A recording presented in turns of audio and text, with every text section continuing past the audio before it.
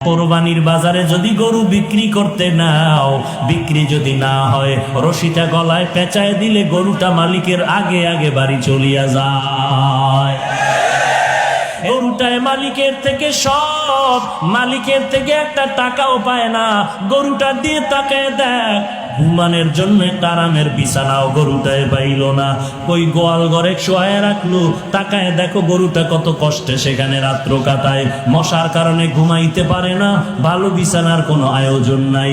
এরপরও গাভীটা সারাটা রাত সজাগ থাকে, বাচ্চারে দুধ দিতে পারে না।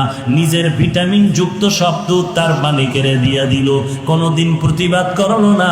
ও মালিক, আমার বাচ্চারে দুধ না দিয়া সব দুধ তুমি নিয়ে গেলা, তোমার কাজ করব না। এই বলিয়া গরুটা কোনোদিন মালিকের সাথে বেয়াদবি করে নাই। কোরবানির বাজারে যদি গরু বিক্রি করতে নাও, বিক্রি যদি না হয়, রশিটা গলায় পেঁচায় দিলে গরুটা মালিকের আগে আগে বাড়ি চলিয়া যায়। এরে বান্দা তাকায় দেখ, একটা কুকুর মালিকের কত পাগল, মালিকের জন্য জীবনটা পর্যন্ত কুকুর দিয়া দেয়, বহু প্রমাণ আছে। এরপর মালিক একটা টাকাও দেয় না, 3 বেলা খানাও দেয় না। মালিক খালি গালি দেয়, কুকুরের ধমক দেয়। এত ধমক খাওয়ার পরেও কুকুর মালিকেরে ভুলে না, মালিকেরে ভুলে না, বেয়াদবি করে না। আর তোর মতো মানুষটারে আমি আল্লাহ মায়ের গর্ভে না পাক পানি দিয়া বানাইয়া, ওই মায়ের গর্ভে প্যাকেটের উপরে প্যাকেট, প্যাকেটের উপরে প্যাকেট, প্যাকেটের উপরে প্যাকেট, এক বিন্দু ছিদ্র নাই, বাহিরের অক্সিজেন ঢোকার কোনো কায়দা নাই। তোর এখন নাকার মুখে যদি কষ্টেপ দিয়া আধা মিনিট রাখা হয়, তুই আর বাঁচতে পারবি না নিঃশ্বাস না নিতে পারলে।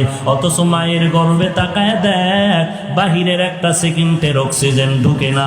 7-8 মাস পর্যন্ত বিনা বাতাসে কে বাঁচায় রাখতেছে?